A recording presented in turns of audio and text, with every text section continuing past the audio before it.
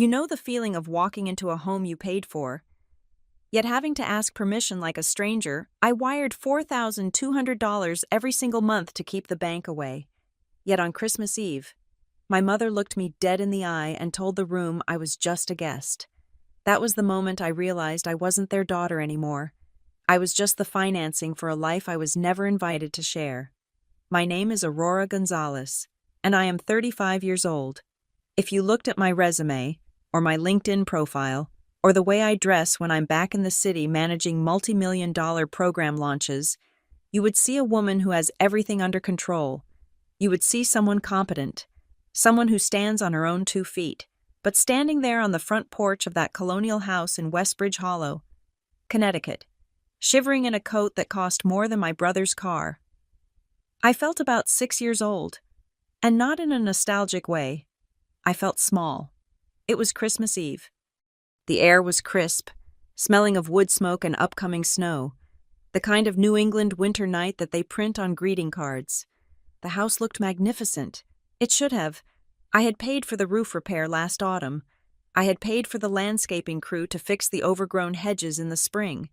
And, most importantly, I had wired exactly $4,200 on the first of the month, every single month for the last year and a half, to ensure the bank did not come and stick a foreclosure sign on that perfectly manicured lawn. To the neighbors, the Gonzalez family was thriving. To me, the house was a giant, gaping mouth that swallowed my savings whole. I took a deep breath, steeling myself against the cold and the knot of anxiety tightening in my stomach. I unlocked the door. I still had a key, though I had noticed recently that the lock stuck a bit. A maintenance issue I was sure I would be asked to fund eventually, and stepped inside. The warmth hit me instantly, scented with cinnamon, pine, and roasting meat. It was deceptive. It felt like home.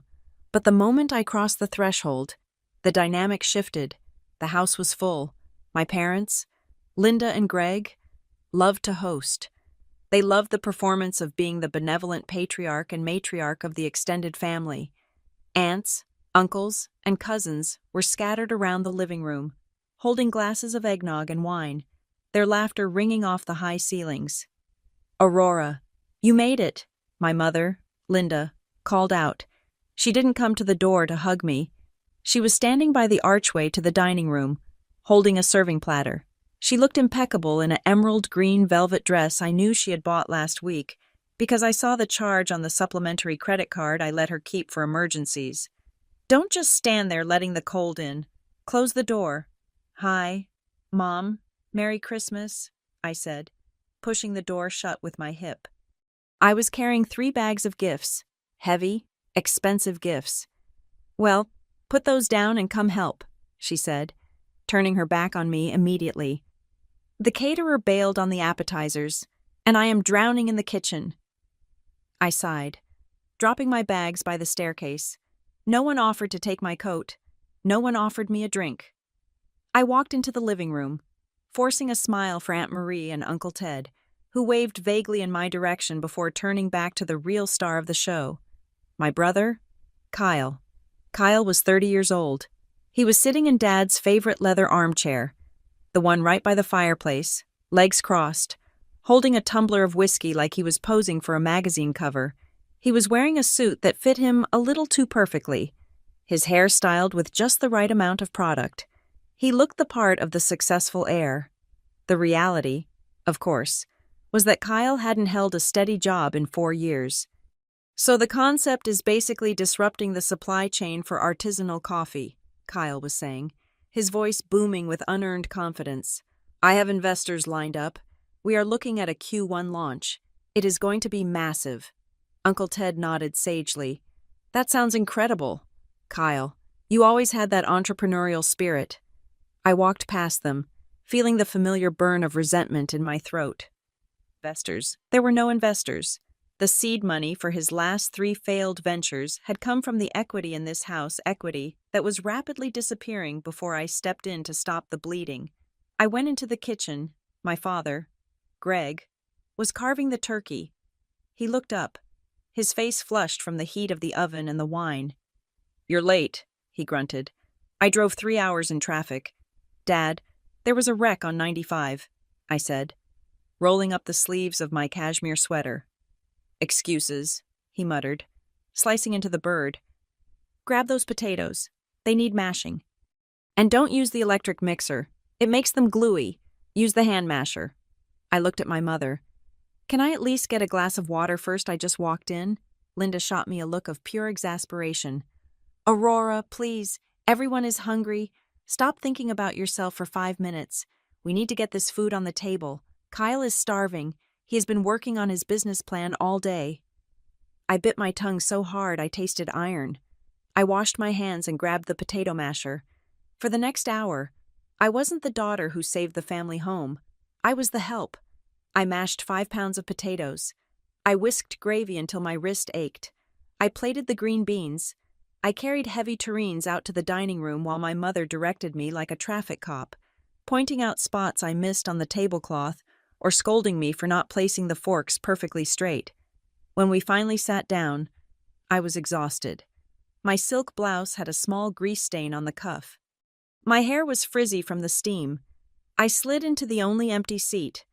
A folding chair squeezed in at the corner of the table, near the kitchen door. Kyle, naturally, was seated at the center of the table, to my father's right.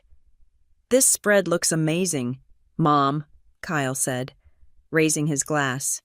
You outdid yourself. Oh, thank you, sweetheart, Linda beamed, her face transforming into a mask of pure adoration. I just wanted everything to be perfect for you all. I stared at my plate. I had bought the turkey. I had paid for the wine they were drinking. I had even paid for the new chandelier hanging above the table, which Linda had insisted was necessary for morale 6 months ago.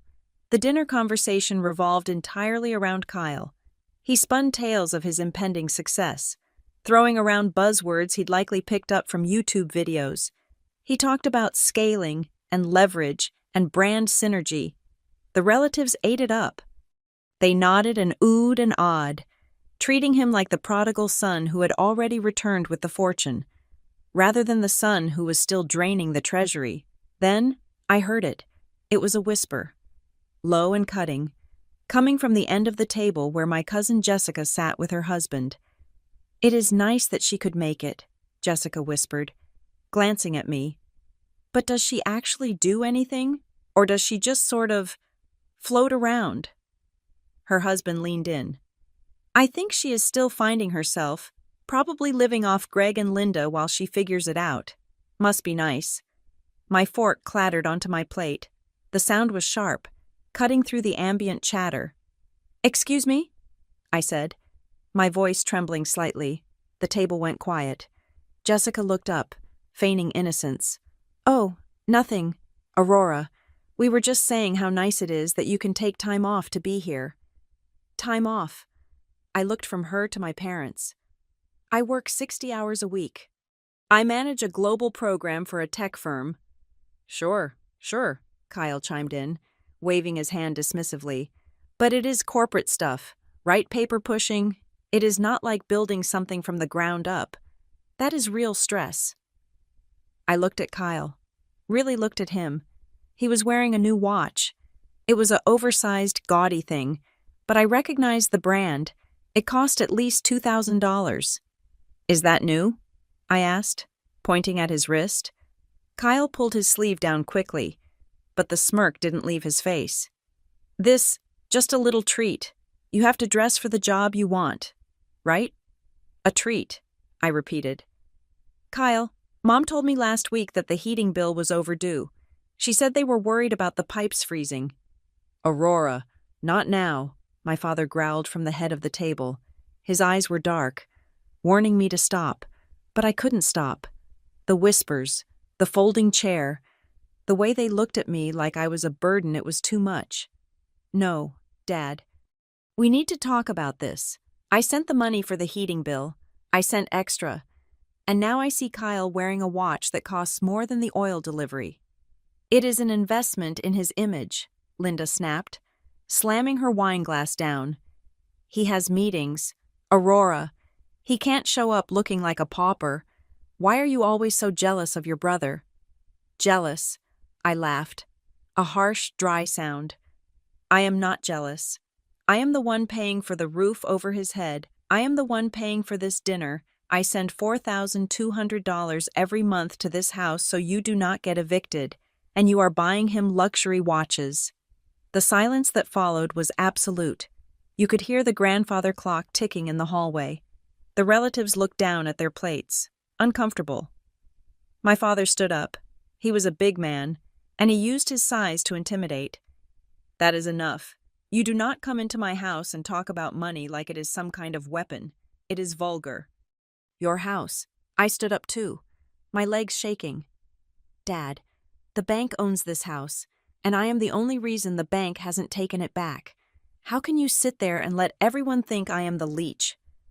I heard what Jessica said. Why didn't you correct her? Because it is none of their business, Greg shouted. Family helps family. We do not keep score. I am not keeping score. I am keeping you afloat, I yelled back. And all I ask is a little respect. Instead, I get put in the corner. I get treated like the maid, and I have to watch him. I pointed a shaking finger at Kyle. Parade around like a CEO on my dime. Kyle leaned back, picking up his wine glass. He looked bored. You are being dramatic. Aurora, it is Christmas. You are ruining the vibe. I am ruining the vibe. I turned to my mother, pleading with her eyes. Mom, tell them. Tell them who pays the mortgage. Tell them who paid for your car insurance last month. Linda looked at me. Her face was cold. Harder than I had ever seen it. She didn't look like my mother in that moment. She looked like a stranger who viewed me as a threat. She slowly wiped her mouth with her napkin and placed it on the table. Aurora, she said, her voice dropping to a chilly, even register that carried across the entire room. Lower your voice. I will not, I said. I want the truth. The truth. Linda stood up. She smoothed the front of her velvet dress. She looked around the table, making eye contact with her sister, her brother-in-law, and her neighbors. Then she looked at me. The truth is that you are becoming impossible to be around, she said. You think because you help out a little, you own us. You think throwing money around gives you the right to dictate how we live, to humiliate your brother. Help out a little, I choked out. $4,200 a month is not a little.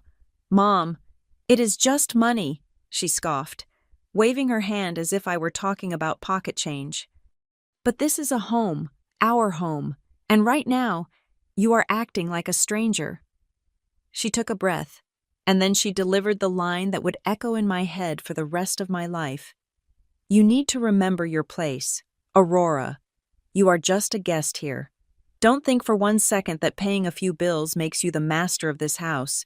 You are a guest, and frankly, you are being a very rude one. The words hit me like physical blows. Guest. I looked around the room. I waited for anyone to speak up. Aunt Marie looked away. Uncle Ted busied himself with his turkey.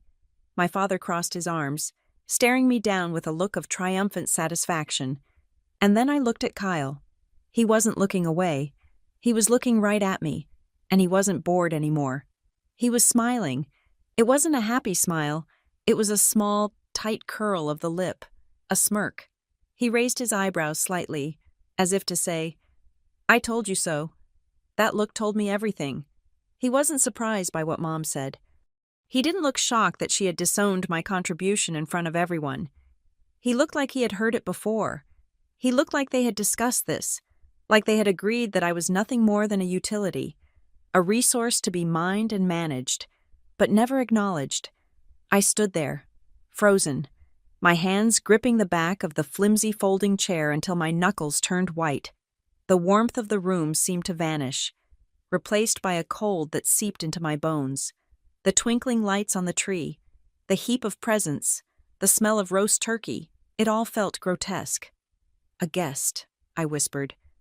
Sit down and eat your dinner, my father commanded, picking up his knife and fork, and not another word about money. I looked at the plate of food I had prepared. I looked at the family I had saved. I realized then that I wasn't just a guest. A guest is invited. A guest is welcomed.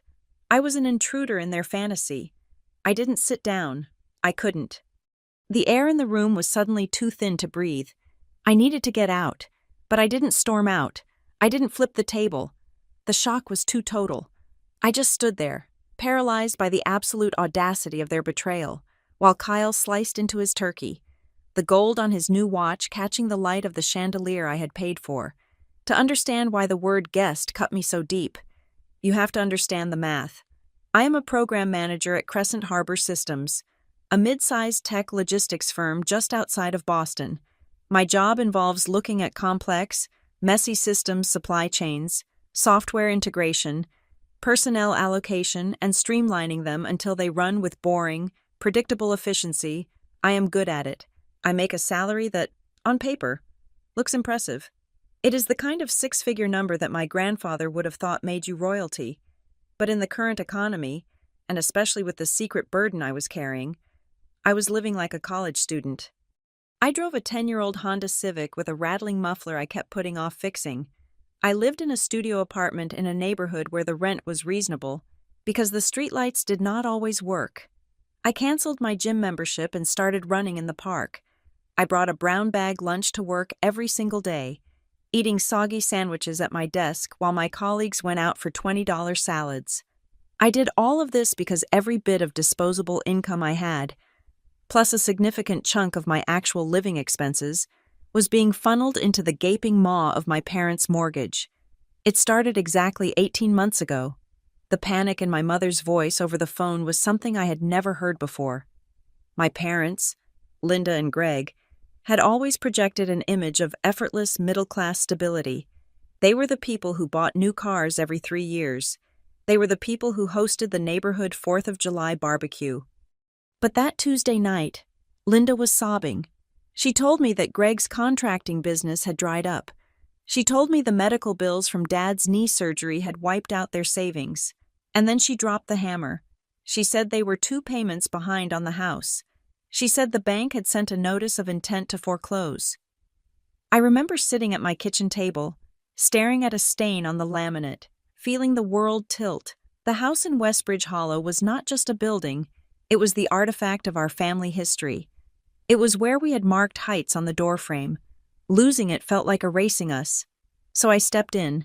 I put on my project manager hat. I asked to see the numbers. It was ugly, but it was salvageable if we acted fast. The mortgage was high. They had refinanced a few years prior to do some renovations. But if I covered the monthly payment, it would free up Dad's limited income to cover utilities and food. I made a deal with them. It was a verbal contract, but in my mind, it was ironclad. I told them I would pay the $4,200 a month directly to the bank. I would not send them cash. I knew enough about human nature and my parents' love for little treats to know that cash tends to evaporate. I set up the direct transfer from my primary checking account, but there was a condition named Kyle. My brother had moved back home temporarily 4 years ago and had never left. I told my parents firmly that this financial lifeline was to help them stabilize, not to subsidize a 30-year-old man who refused to launch. I told them Kyle needed to pay rent, or at least cover the utilities.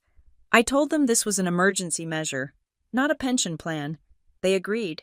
They promised. They cried and thanked me. Dad said I was the rock of the family. Mom said she did not know what they would do without me. For the first 3 months, I felt virtuous. I felt like a good daughter. I watched my bank account drain every first of the month. The transaction labeled simply mortgage transfer, and I told myself I was buying peace of mind. Then the excuses started. When I asked if Kyle had found a job, Mom would lower her voice, as if we were discussing a delicate medical condition. She would say Kyle was looking for the right opportunity. She would say he was building his personal brand on social media, and that these things take time to monetize. She would say he was waiting to hear back from a potential partner in a tech startup. I would press harder. I would ask to see his applications. And that is when Linda would play her ace card. She would sigh, a long, tragic sound, and say that I was the strong one. She would say I was the responsible one. She would say, "Aurora, you know Kyle is sensitive. He is not like you. You are a tank. You can handle anything. He just needs a little more runway. You would not want to see your brother depressed, would you? You would not let us end up on the street, right? It was a masterclass in emotional leverage. She took my competence, the thing I worked so hard for, and twisted it into an obligation. Because I could pay. I had to pay. But as the months turned into a year, the red flags began to pile up, waving frantically in my face. I chose to ignore them because the alternative was admitting that I was being used. I remember coming home for Thanksgiving last year. I had just paid the November mortgage, which meant I had to skip getting my car's brake pads replaced for another month. I walked into the living room and saw a brand new 65-inch OLED television mounted above the fireplace. When I asked about it, Dad shrugged and said the old one had developed a dead pixel line that was driving him crazy. He said they got it on a payment plan. A payment plan. They were facing foreclosure 6 months prior, and they were signing up for consumer debt for a television. Then there was the furniture. In the spring, I noticed the patio set had been replaced. The old wrought iron table was gone, replaced by a sleek, modern wicker sectional with weatherproof cushions that looked like it belonged in a resort. Mom said it was a steal. She said they needed to keep the house looking nice in case they ever had to sell it, a logic that made 0 sense since the whole point of my payments was to keep the house off the market. And Kyle was the biggest red flag of all. While I was wearing blazers I had bought at an outlet mall 3 years ago, Kyle was sporting limited edition sneakers. He had a new iPhone every September. He went on networking trips to Miami and Austin. When I asked how he afforded this, the answer was always vague. He was doing some consulting. He had sold some assets. I tried to confront them. I really did. Around the 1-year mark, I sat them down and showed them a spreadsheet. I showed them that I had poured over $50,000 into their house. I told them I wanted to see a plan for them to take the payments back over. That conversation did not go well. Linda cried. She said I was being cold. She said I was stressing Dad out and that his blood pressure was already dangerous. She asked if I wanted to give him a stroke over money. She said, "We are family. Aurora. We do not count pennies with family. $50,000 is a lot of pennies." But I backed down. I backed down because I was terrified of the guilt. The narrative they had constructed was so powerful. In their story, I was the successful, wealthy daughter who could easily afford to help her struggling. Aging parents. If I stopped paying, I became the villain. I became the ungrateful child who abandoned her parents in their time of need. I did not want to be that person, so I rationalized it. I told myself that maybe the new furniture was bought with credit card points. I told myself that maybe Kyle really was on the verge of a breakthrough. I told myself that living in a small studio and eating ramen was good for my character. I told myself that at least the house was safe. That was the most important thing. The house was the anchor. As long as the house was there, we were still a family. I think deep down, I knew something was wrong. I knew the math did not add up. If Dad's business was truly dead, how were they affording the lease on his truck if Mom was so worried about groceries? Why was the fridge always stocked with premium steaks and expensive wines? I pushed those questions down. I drowned them out with work. I took on extra projects at Crescent Harbor Systems to justify the expense. I convinced myself that I was investing in my inheritance. One day, the house would be the only asset left, and by saving it, I was saving the only financial legacy my parents had. That is why the comment, "You are just a guest," shattered me so completely. It was not just an insult, it was a revelation. It was the missing piece of data that made the chaotic system finally make sense. If I was a guest, then I wasn't a partner. I wasn't a savior. I was a resource. A guest does not get a say in how the household budget is spent. A guest does not get to question why the unemployed son has a $2,000 watch. A guest is expected to bring a gift, say thank you, and leave. My gift just happened to be $4,200 a month. As I drove away from the house that night, ignoring the speed limit, my mind replayed the last 18 months on a loop. Every time I had transferred that money, I thought I was buying security. I thought I was buying their safety, but I wasn't. I was buying them the freedom to pretend nothing had changed. I was paying for the stage lights so they could keep performing the play of the successful, upper-middle-class family. I was paying for the audience, the neighbors, the relatives to keep applauding their lifestyle. And Kyle, I was paying for his ticket to sit in the front row and laugh at me. The realization made me physically ill. I pulled my car over to the shoulder of the dark highway, engaging the hazard lights. I gripped the steering wheel, my breath coming in short. Sharp gasps. I had been so arrogant. I thought I was the smart one. I thought I was the one with the spreadsheets and the logic. But they had outsmarted me. They had played on my emotions, my need for approval, and my fear of shame to extract nearly $75,000 from me over a year and a half. And they did not even respect me for it. They despised me for it. That was the hardest pill to swallow. They resented me because my money was a constant reminder of their failure. Every time I paid the mortgage, it proved that Greg could not provide and Linda could not manage. So to protect their egos, they had to diminish me. They had to turn me into a guest, an outsider, someone whose contribution didn't really count because I wasn't really one of them. I looked at my phone. The banking app was still open from when I had checked my balance in the driveway, hoping against hope that maybe I had missed a deposit and wasn't as broke as I felt. There it was. The pending transfer for January 1st was already queued up. Another $4,200 scheduled to leave my account in 7 days. I stared at the screen. The blue light illuminated the tears drying on my cheeks. I was not a guest. A guest can leave whenever they want. A guest doesn't have a direct line to the bank. I wiped my face. The sadness was evaporating, replaced by a cold, hard clarity that felt familiar. It was the same feeling I got when a project at work was failing and I had to go in and ruthlessly cut the dead weight. I was done being the daughter. It was time to be the program manager. I put the car back in gear and merged onto the highway. I wasn't going back to my apartment to cry. I was going to my office. I had files to pull, and I had a feeling that if I looked hard enough at the paper trail I had been ignoring, I would find something much worse than ingratitude. I stepped out the back door and the cold hit me like a physical slap. It was exactly what I needed. The air inside the house had become toxic, thick with the scent of roasted meat and betrayal. Outside, the December wind was sharp and clean. I walked to the edge of the deck, a deck I had paid to have resealed last summer because my father complained the wood was rotting and gripped the railing. My hands were shaking, not from the temperature, but from the adrenaline that was flooding my system. The word guest was bouncing around my skull, ricocheting off the walls of my mind, getting louder with every repetition. I stood there for perhaps 10 minutes, watching my breath plume out in white clouds against the darkness of the yard. I tried to do the breathing exercises my therapist had taught me. 4 counts in, 4 counts hold, 4 counts out. It wasn't working. The anger was a solid thing in my chest, heavy and hot. I realized I couldn't go back in there and finish dinner. I couldn't sit and watch Kyle smirk at me over a glass of wine I had purchased. I needed to leave. I would drive back to the city tonight.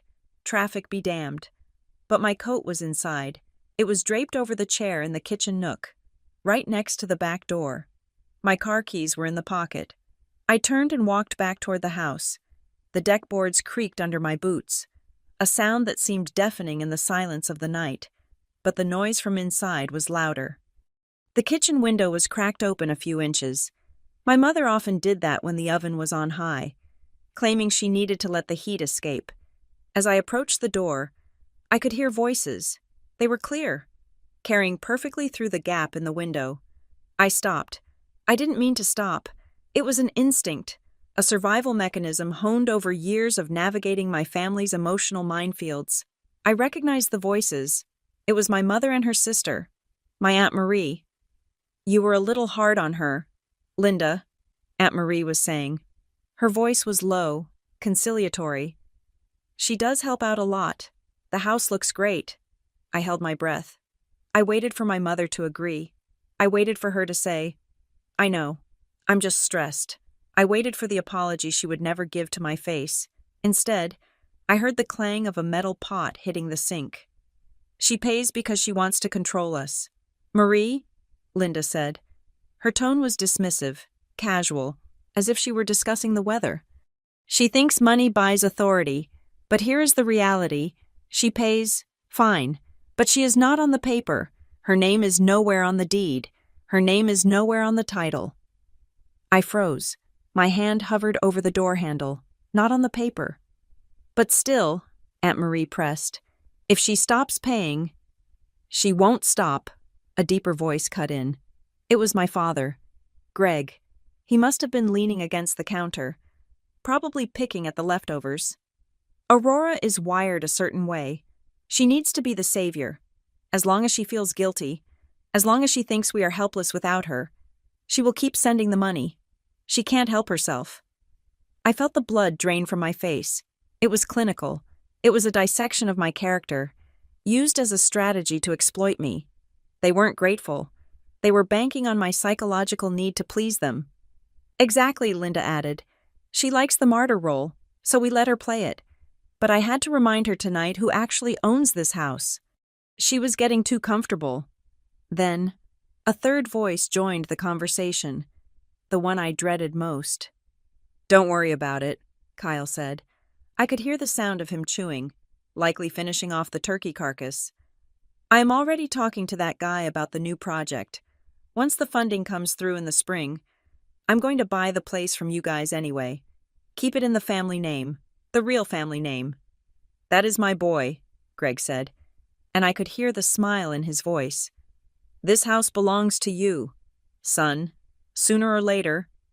I backed away from the door.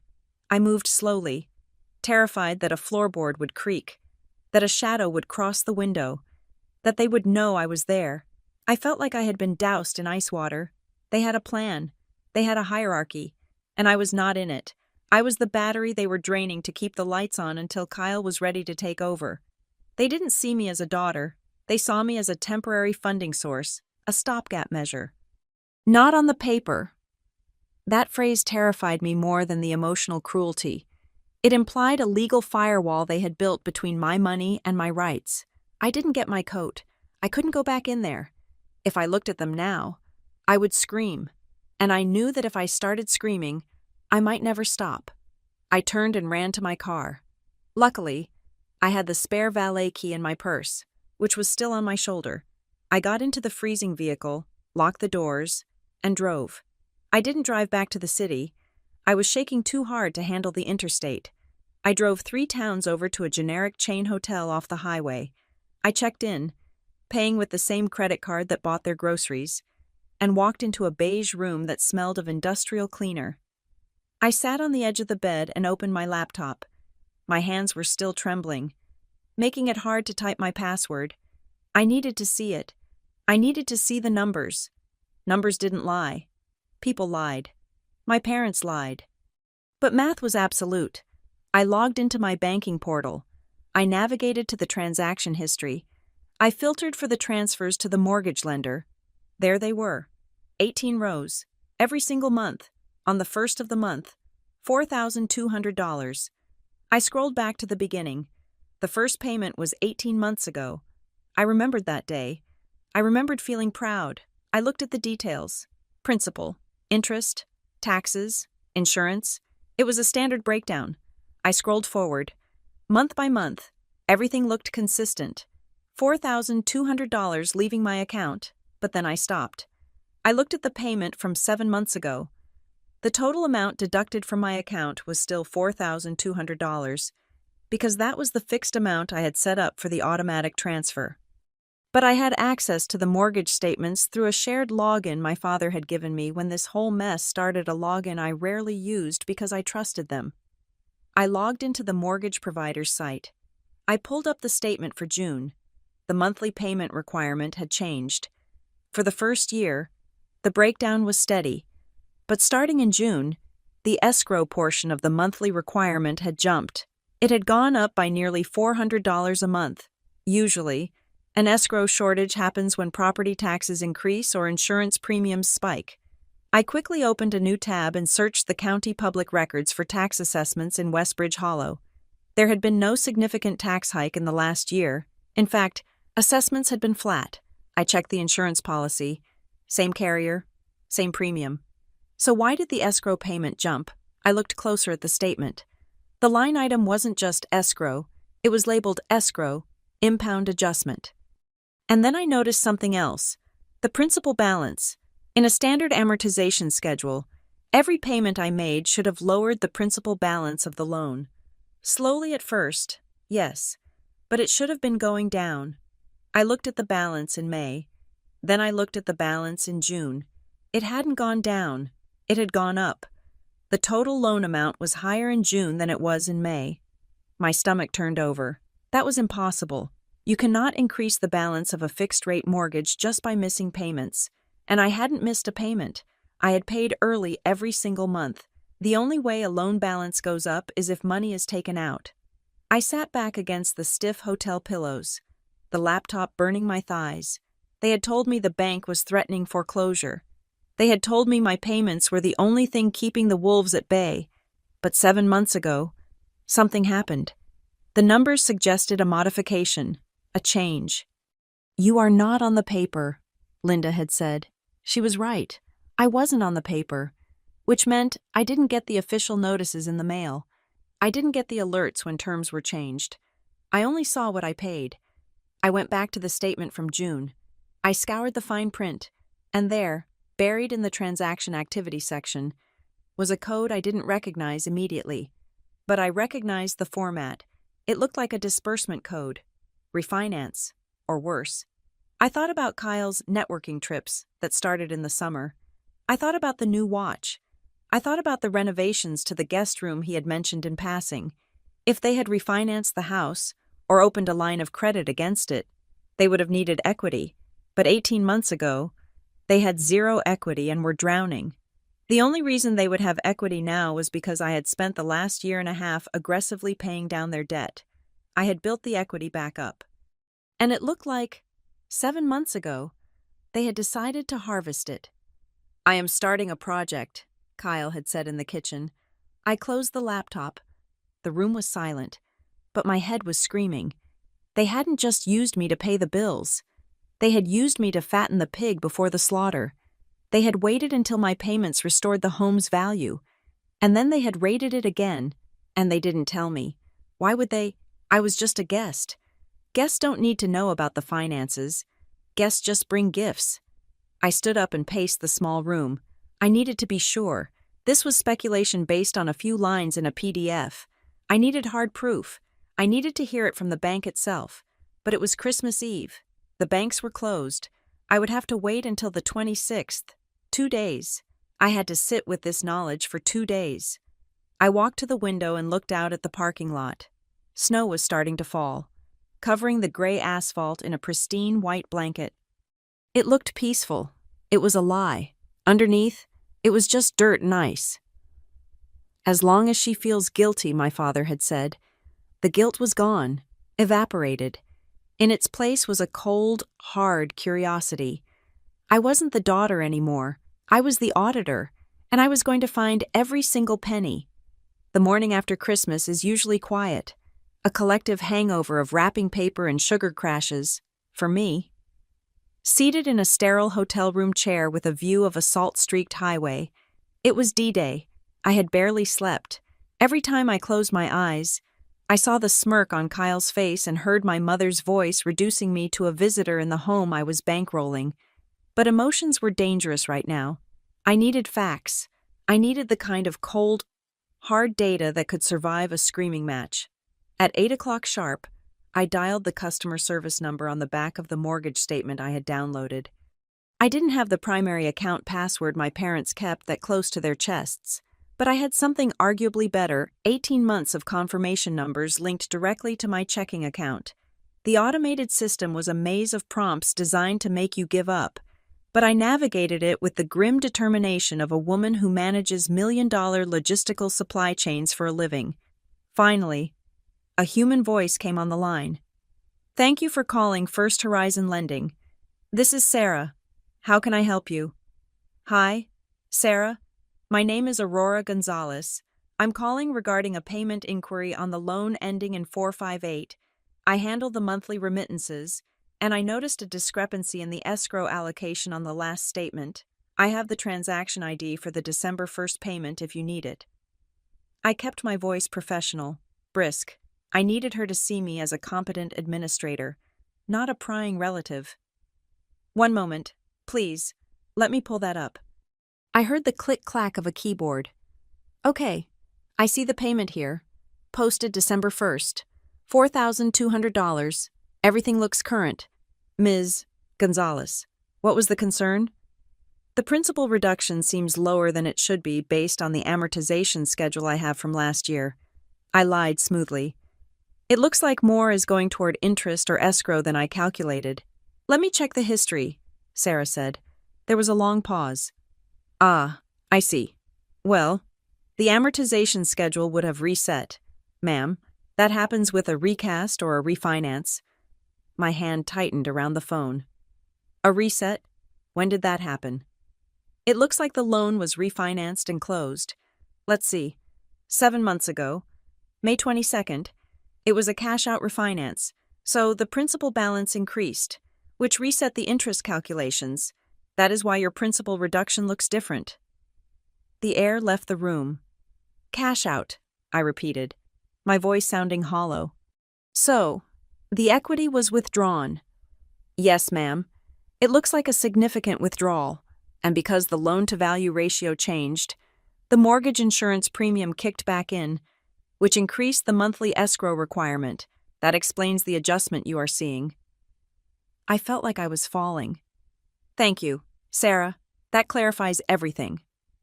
I hung up before she could ask why I didn't know this. I sat there, staring at the blank TV screen, a cash-out refinance. In real estate terms, it is a tool used to liquidate the value of your home. You take a new loan that is bigger than your old one, pay off the old one, and pocket the difference in cash. But you can only do that if you have equity. 18 months ago, my parents had zero equity. They were underwater. They were drowning. My payments, my 18 months of sacrifice, of skipped vacations, of driving a rattling car had paid down the old debt and built that equity back up. I had shoveled dirt into the hole so they could climb out, and instead of climbing out, they had dug a new tunnel and looted the dirt. They took the money, my money.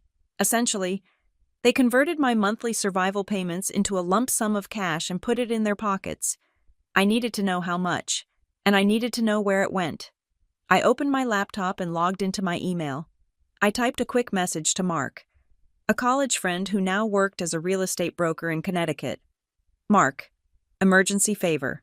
Need you to pull the public title records for parents' address. Look for any liens or recordings from May of this year. Don't ask why. Lunch is on me next time I'm in town. He replied 4 minutes later. Drama. Give me a sec. Accessing the county clerk database now. 3 minutes after that, a PDF landed in my inbox. I opened it. It was a scanned copy of a deed of trust and a secondary document labeled Home Equity Line of Credit Agreement. I scanned the legalese. There were the borrowers, Gregory Gonzalez and Linda Gonzalez. There was the lender, First Horizon, and there was the amount, $120,000. They had pulled out $120,000 of equity. I did the math instantly. That was almost exactly the amount the house had appreciated, plus the principal I had paid down. They had stripped the house bare again. They were back to zero equity. If the market dipped even 1%, they would be underwater again. But that wasn't the part that made me stop breathing. I scrolled down to the signature page. I saw my father's looping, messy scrawl. I saw my mother's tight, precise cursive. And then, on the authorized user addendum for the line of credit account, the checking account linked to the equity line, there was a third name, Kyle Colby. I stared at the name until the letters blurred. Kyle, my brother, the entrepreneur, the man who smirked at me across the table. He wasn't just living there rent-free. He had access to the funds. Suddenly, the last 7 months replayed in my mind like a montage from a horror movie. But with a sickening new clarity, May, that was when Kyle suddenly bought all that high-end podcasting equipment. I got a grant, he had told me. June, Kyle went to Austin for that tech conference. A friend had an extra ticket, he said. August, the new wardrobe, the branding consultant he hired, September, the $2,000 watch. An investment in his image. Mom had shouted last night. It wasn't a grant. It wasn't a friend. It wasn't an investment. It was my money. I had been pouring $4,200 into the top of the funnel every month to save the house, and at the bottom of the funnel, my parents had installed a tap, turning my hard-earned salary into a slush fund for their golden boy. I felt a wave of nausea so strong I had to put my head between my knees. It wasn't just theft. It was a conspiracy. They had all sat down, Mom, Dad, and Kyle, and agreed to this. They had looked at the finances, seen that Aurora's money had made the house solvent again, and decided to cash it out. He needs a runway, Mom had said. I was the runway. I was the asphalt he was burning rubber on. And the worst part, they knew. They knew every time I came over for dinner in my old coat.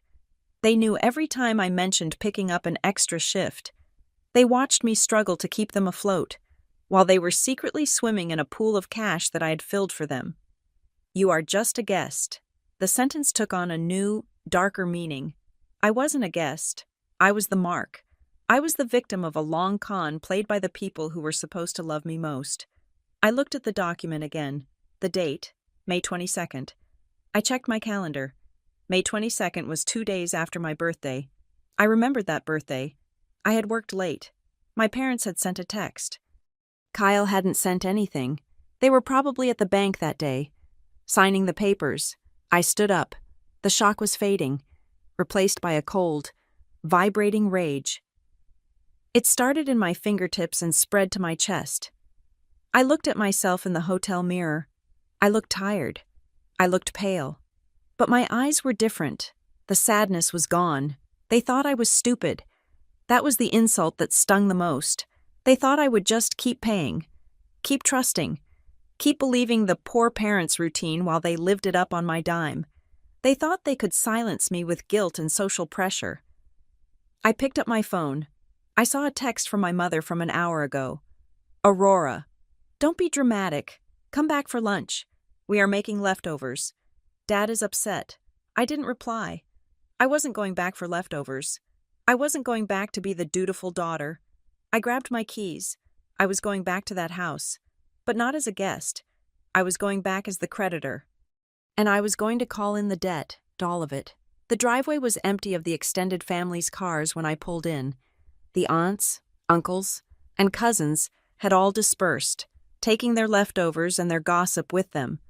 The house stood silent against the gray afternoon sky, the festive wreath on the door looking less like a celebration and more like a warning sign. I parked my car, but I did not turn off the engine immediately. I sat there, listening to the hum of the heater, preparing myself. I was not walking in as the daughter who wanted approval. I was walking in as the program manager who had discovered embezzlement in her department. I walked up the path, key in hand. I didn't knock. Guests knock. Residents with a financial stake unlock the door. Inside, the house was in that post-holiday state of disarray, deflated wrapping paper and trash bags near the door. The smell of stale coffee and pine needles. My parents were in the kitchen, just as I expected. It was their command center. Linda was at the sink, scrubbing a roasting pan with aggressive strokes. Greg was sitting at the island, reading the local paper with a pair of reading glasses perched on his nose. They both looked up when I entered. There was no warmth in their eyes, only a guarded annoyance. "You are back," Greg said, turning a page of the newspaper without looking at me. "I thought you would have driven back to the city to sulk in your apartment." "I am not here to sulk, Dad," I said. My voice was calm, devoid of the tremor that had been there last night. "We need to talk. Just the three of us. Well, 4, if Kyle is awake." "Kyle is resting," Linda said sharply. Turning off the tap, she dried her hands on a towel, her movements jerky. "He was up late working on his business strategy. Leave him alone." "He needs to be here," I said, placing my purse on the counter. "Because this concerns his business strategy directly." Linda narrowed her eyes. "What is that supposed to mean, Aurora? If you are here to start another fight about money, You can turn right around. We had enough of your theatrics last night. It is not theatrics. Mom, it is math, I said. I pulled a folded piece of paper from my pocket. It wasn't the actual document. I had left the original safe in my hotel room, but it was a printout of the notes I had taken. I spoke to the bank this morning. The room went very quiet. The only sound was the refrigerator humming. Greg slowly lowered his newspaper. Linda froze, the towel still in her hands. You called the bank? Greg asked, his voice low. Why would you do that? Because I pay the bill, Greg, I said, dropping Dad for the first time. And I noticed the escrow adjustment, so I asked them why my payments weren't lowering the principal. And imagine my surprise when the representative told me about the refinance on May 22nd. I watched them. I watched for the shame. I watched for the guilt. But I didn't see it. I saw a flicker of irritation, like a child caught with their hand in the cookie jar who is mad they got caught, not sorry they stole. So, Linda scoffed, throwing the towel onto the counter. So we refinanced. It is our house. Aurora. We have to manage our assets. Why are you reading all that technical boring stuff anyway? You just do it to give yourself a headache. Manage your assets. I laughed. A short, sharp sound. Mom, 18 months ago, this asset was about to be seized by the sheriff. I paid $75,000 to pull it back from the brink. I built the equity back up, and the literal moment there was enough value in the house, you cashed it out. We needed liquidity, Greg said. Standing up, he tried to loom over me, but I didn't flinch. You don't understand how business works. I understand exactly how it works, I countered. You took out a home equity line of credit for $120,000. And I know who the authorized user is. Just then, the swinging door from the dining room pushed open. Kyle walked in. He was wearing flannel pajama pants and a t-shirt that said, Future Billionaire. He was scratching his head, looking groggy and annoyed. Why is everyone yelling? He muttered, heading for the coffee pot. I can hear you guys from upstairs. Good, I said, turning to face him. Since you are the beneficiary, you should hear this. I know about the HELOC. Kyle, I know your name is on the account. Kyle poured himself a mug of coffee. Completely unbothered, he took a sip, grimaced, and added sugar. So Mom and Dad wanted to invest in my potential. Is that a crime? It is called seed capital. Aurora, look it up. It is not seed capital. I slammed my hand on the granite countertop. It is my salary. Every dollar you pulled out of this house is a dollar I put in to save it. You are stripping the equity I built to buy watches and go on trips. You are making a big deal out of nothing, Linda interjected, moving to stand between me and Kyle, instinctively shielding her golden boy. We did what we had to do. The house needed repairs. We had bills. Repairs. I pointed at Kyle. Is he a repair? Because the only thing getting fixed around here is his ego. You took a cash-out refinance. You increased the mortgage debt, which means the interest is higher, which means the monthly payment I make is barely covering the interest now. I am basically paying rent to the bank so Kyle can play pretend capitalist. Stop being so jealous, Linda shouted. My God. Aurora, you are so petty. You make good money.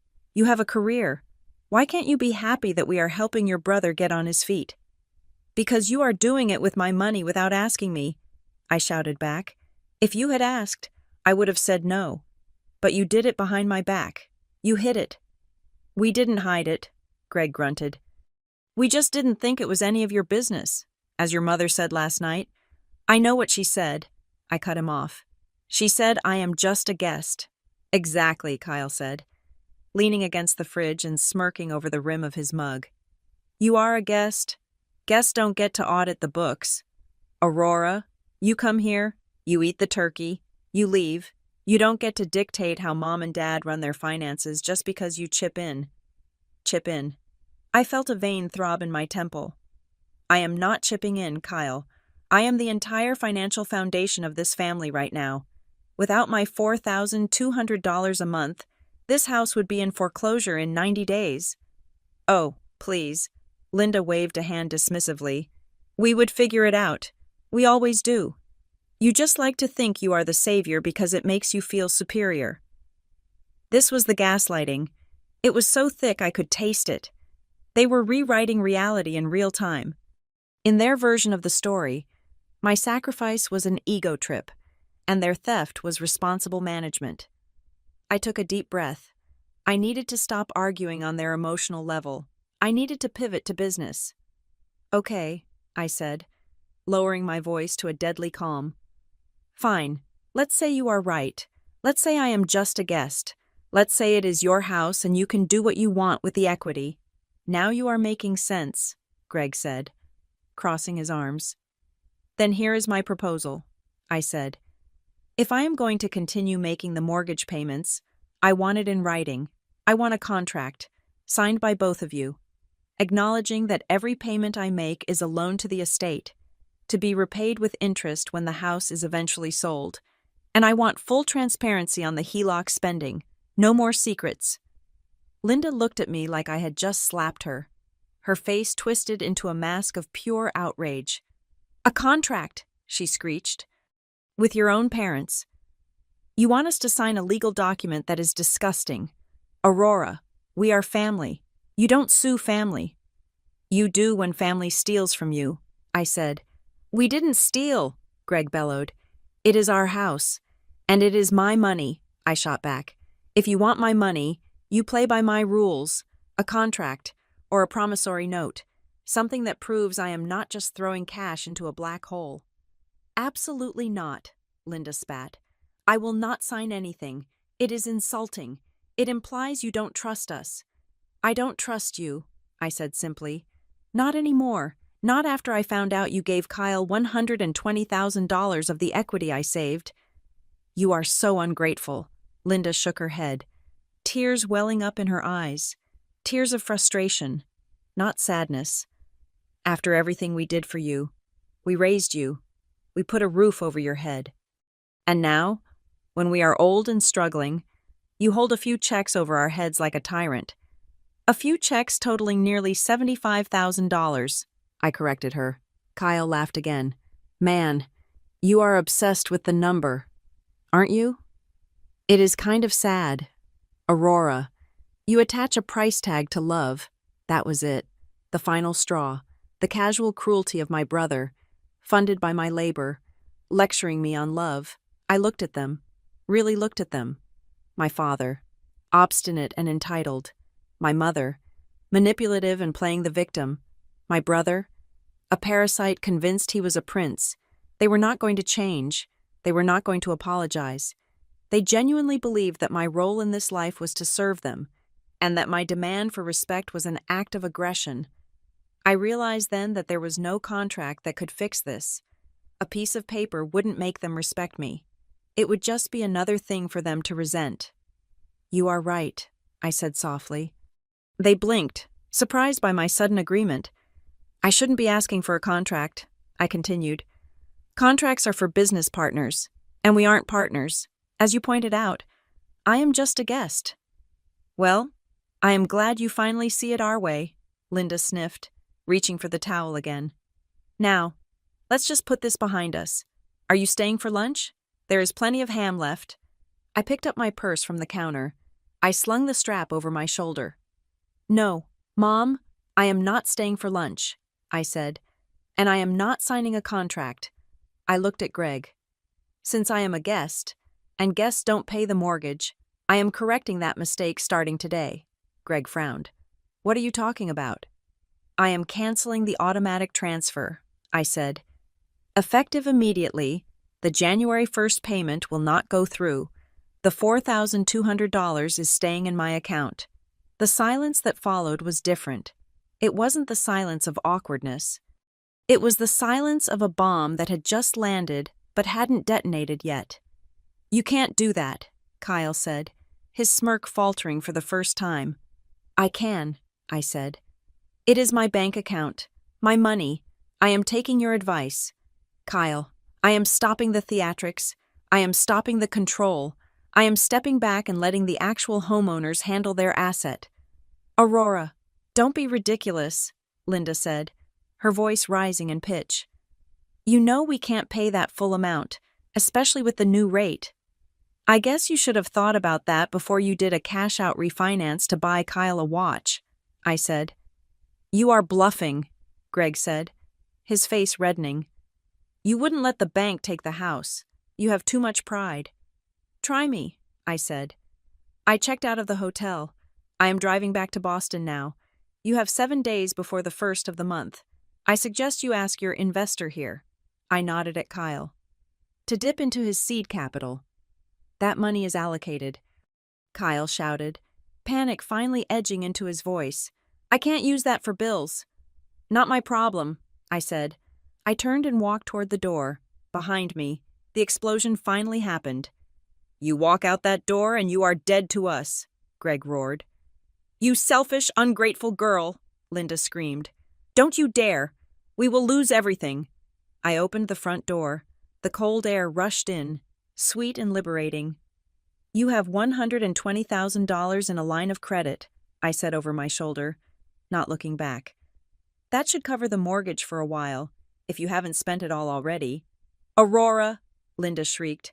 I stepped out and closed the door firmly behind me. I didn't slam it. I didn't need to.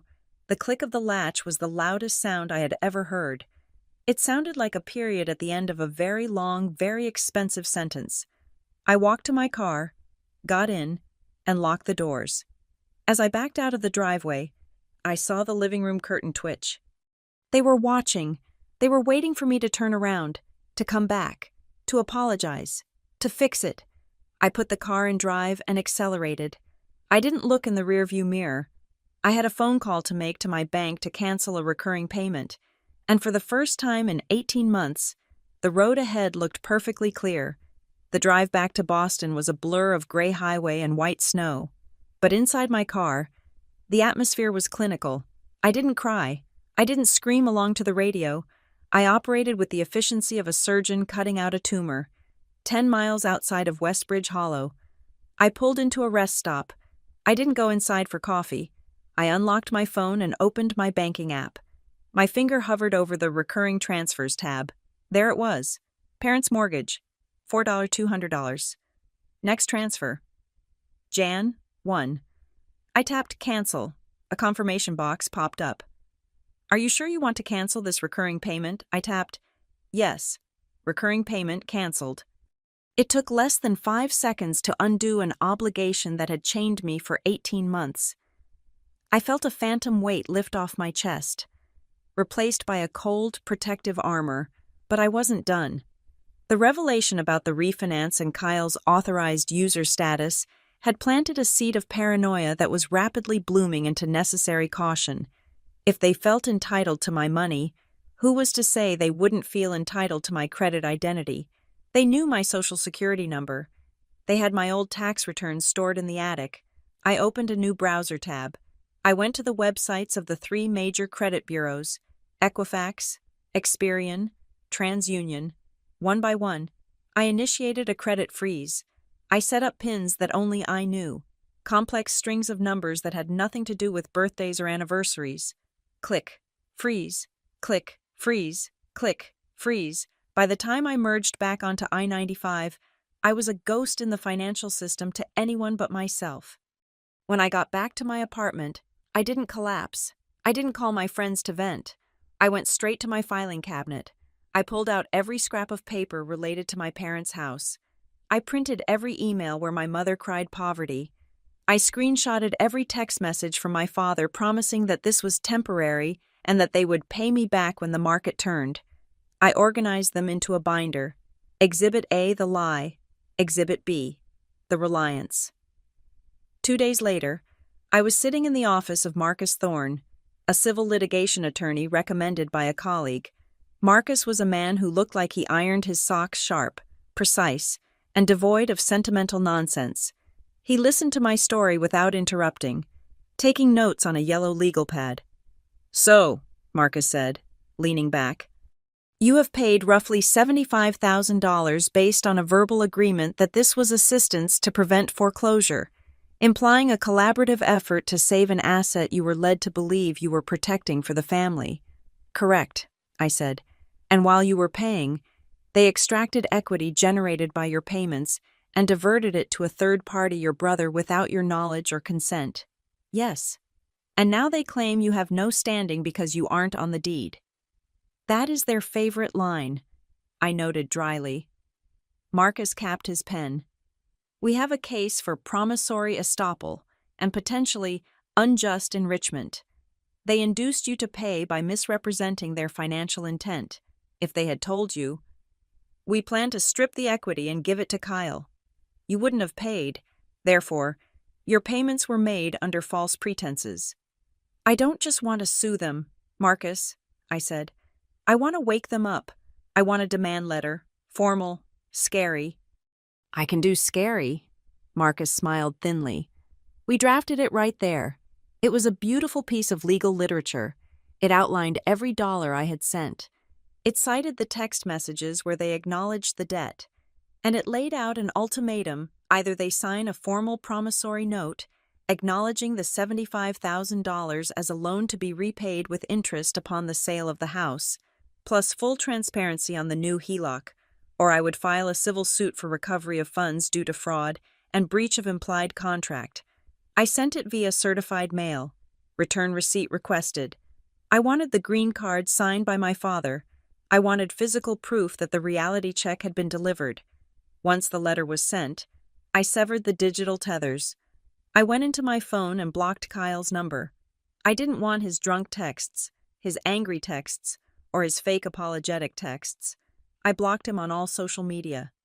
I filtered my parents' emails to go directly to a folder I named Litigation, skipping my inbox entirely. If they wanted to talk to me, they could talk to Marcus, but the most important move was the one I made internally. I looked at my bank account. For the first time in years, the $4,200 that usually vanished on the first didn't go anywhere. It sat there, plump and waiting. I opened a new high-yield savings account. I named it House Money. I transferred the $4,200 into it. I wasn't going to spend it on shoes or a vacation. I had a feeling that the chaos in Westbridge Hollow was just beginning. My parents had a new mortgage payment that was likely higher than the old one, plus a HELOC they were burning through. Kyle had zero income and expensive taste. The math said they would crash. When they crashed, the bank would come calling again, and this time, I wouldn't be the daughter begging for a reprieve. I would be the buyer waiting in the wings. I looked at the balance in the new account, $4,200. You are just a guest, I whispered to the empty room. Fine, I would be a guest. Guests don't carry the mortgage. Guests don't stress about the heating bill. Guests leave when the party gets ugly, and I had just walked out the door, locking it from the outside. The first week of January was silent.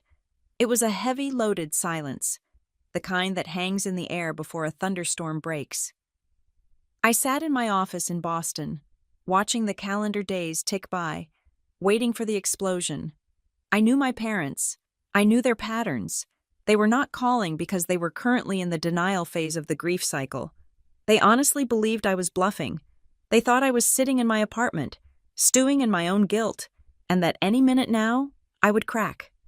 They expected the notification on their phones to pop up, deposit received, $4,200, when the first of the month came and went without a single cent leaving my account. The silence stretched thin.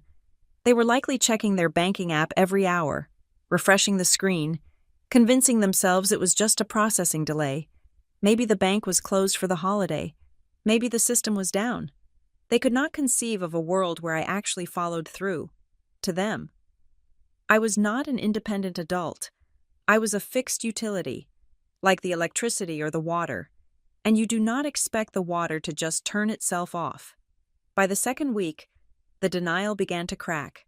I was in a budget meeting at work when my phone buzzed. I had blocked their primary numbers, but I saw a notification from a voicemail service. It was from a number with a local area code I did not recognize. I stepped out of the conference room and pressed play. Aurora. My mother's voice filled my ear. She sounded breathless, tight, the way she sounded when she was trying to keep a lid on her temper in public. I am calling from the neighbor's phone because apparently our calls are not going through. There must be something wrong with your network. Listen to me. You are making your point. We get it. You are angry, but do not be childish. The mortgage grace period ends on the 15th. You need to stop this little tantrum and handle your responsibilities. Call me back immediately. I saved the voicemail. I did not call back. Handle your responsibilities. The audacity was breathtaking. She was speaking to the person who had single-handedly financed their lifestyle for 18 months as if I were a rebellious teenager refusing to take out the trash. That voicemail was the signal flare. The war had begun. By the third week, the cavalry arrived. My parents, realizing they could not bully me directly, had activated the extended network. They had deputized the aunts, uncles, and cousins. It started with a text from Aunt Marie. Aurora, I know things are tense, but your mother is sick with worry. She says you have cut them off completely. Is this true? They are elderly people. Aurora, you cannot just abandon them. Then came a message from my cousin Jessica, the one who had whispered about me at Christmas dinner. Hey, heard you are leaving Greg and Linda high and dry. That is pretty low, even for you. Hope you are proud of yourself. I didn't respond to any of them. I didn't try to defend myself. I knew that anything I said would be twisted and used against me. If I said, I paid $75,000, they would hear, I think I am better than you. If I said, they stole my equity, they would hear, she is paranoid and greedy. So I let them talk. I let them fill the silence with their own narrative. And because I wasn't there to contradict them, the narrative grew wilder and more desperate. Then came the social media offensive. I don't use Facebook much, but I have a dummy account I use for market research at work.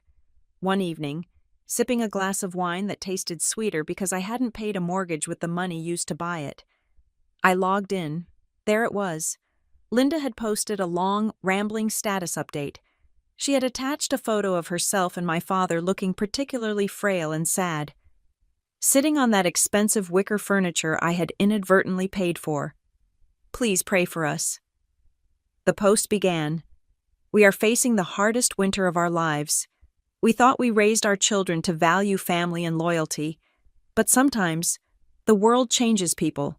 We are at risk of losing the home where we raised our babies because promises were broken. It is heartbreaking when your own flesh and blood turns their back on you for the sake of money. We are just shocked. We don't know where to turn.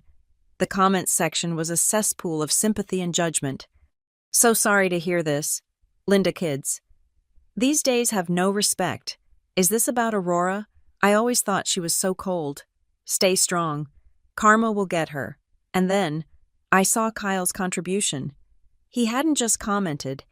He had shared the post with his own caption. Real talk. Kyle wrote, My sister promised my parents she would cover the house so they could retire in peace. She swore on her life. Now, out of nowhere, she pulls the rug out because she wants to teach us a lesson. Who does that to their parents? I am doing everything I can to hustle and save the house, but we were blindsided. If anyone knows a good foreclosure lawyer, DM me. I sat there, scrolling through the lies. She swore on her life. I had never sworn anything. Retire in peace. They weren't retired. They were spending like lottery winners. Hustle and save the house. Kyle hadn't hustled a day in his life. But the smart punctuation came 2 days later. An old friend from high school, someone who knew the truth about my family dynamics, sent me a screenshot via email with the subject line, Have you seen this? It was a link to a crowdfunding page, a GoFundMe. The title was Save the Gonzalez Family Legacy. The description was a masterpiece of fiction. It claimed that due to medical emergencies and unexpected predatory lending, Greg and Linda were about to be homeless. It claimed that they had been betrayed by a family member who controlled their finances. It asked for $50,000. $50,000. I stared at the screen. They were crowdsourcing their victimization. They were asking strangers to pay for the debt they had incurred by stealing from me. And the worst part, people were donating. $20 here, $50 there. God bless you, the donors wrote. Keep the faith. I felt a surge of bile in my throat. My first instinct was to rage. I wanted to post the bank statements. I wanted to post the deed of trust showing the $120,000 cash out. I wanted to scream, "They are lying." I paid everything. But I stopped. I closed my eyes and breathed. Marcus, my lawyer, had given me very specific advice. Let them talk. The more they talk, the more rope they give us. I looked closer at the GoFundMe description. In their haste to paint me as the villain, they had made a mistake, a big one. They had written, "Our daughter stopped payments 6 months ago without warning, leaving us in a hole we cannot climb out of." 6 months ago, I opened my folder. I had bank transfer confirmations for every single month up until December. I had proof that I had paid barely 3 weeks ago. By claiming I stopped 6 months ago, they were trying to explain away the foreclosure notices that were likely already piling up. They were trying to hide the fact that the money I did send had been misappropriated. But by putting that lie in writing, on a platform soliciting money, they had crossed a line. It wasn't just defamation anymore, it was wire fraud. They were lying to donors about the timeline of their financial distress to gain sympathy and funds. I took screenshots. I archived the page. I didn't report it yet. I wanted the pot to get bigger. I wanted the lie to be undeniable. I was about to close my laptop when my phone pinged with an email notification. It wasn't from a friend. It wasn't from work. It was from a credit monitoring service, one of the ones I had frozen my accounts with just days prior. Subject alert: attempted access to your credit file. My heart hammered against my ribs. I opened the email. We detected an inquiry or an attempt to modify an existing credit line linked to your profile. Because your file is frozen, this action was blocked. The request originated from First Horizon Lending. First Horizon, the bank that held my parents' mortgage. The bank that held the HELOC. I sat very still. Why would First Horizon be trying to access my credit file? I wasn't on the loan. I wasn't on the deed. I had never spoken to them until that phone call on the 26th of December, and even then, I only gave them a transaction number, unless my name was somewhere in their system. I thought back to the conversation in the kitchen. You are just a guest. You are not on the paper. But what if I was? What if, during that refinance in May, they hadn't just used my equity? What if they needed a co-signer to qualify for that much cash? Greg's credit was shot. Linda had no income. Kyle was a ghost. How did they get a bank to give them $120,000 plus a new primary mortgage? They would need a guarantor, someone with a high income, someone with a perfect credit score, someone like me. But I hadn't signed anything. A cold chill went down my spine, colder than the New England winter outside. I remembered a specific detail from last year. My father had asked me to scan and email him a copy of my driver's license and my passport. He said their accountant needed it to verify gift funds for tax purposes regarding the payments I was making. I had sent it without thinking. I looked at the credit alert again. Attempt to modify. They were trying to do something. Maybe they were trying to extend the line of credit. Maybe they were trying to defer a payment, and the bank system had automatically pinged my file. This wasn't just a toxic family drama anymore. This wasn't just ungrateful parents bashing me on Facebook. If my information was in that loan file, and I hadn't put it there, then someone else had. I picked up my phone and dialed Marcus. It was late, past 8 at night, but he answered on the second ring. Aurora. Marcus, I said, my voice steady but icy. Don't send the demand letter yet. We need to change the strategy. Why, what happened? They just tried to run my credit, I said. Or the bank did, which means I'm attached to that loan somehow. Marcus, I think they forged my signature. There was a pause on the line.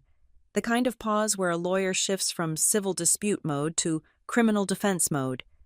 If they forged your signature on a federal mortgage document, Marcus said slowly, that is a felony.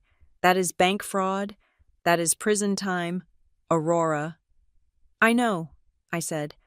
I looked at the screenshot of the GoFundMe page on my screen, at the smiling faces of the parents who called me a guest. I want to see the loan application. I want to see the original wet signature documents from the closing in May. I will subpoena them tomorrow, Marcus said.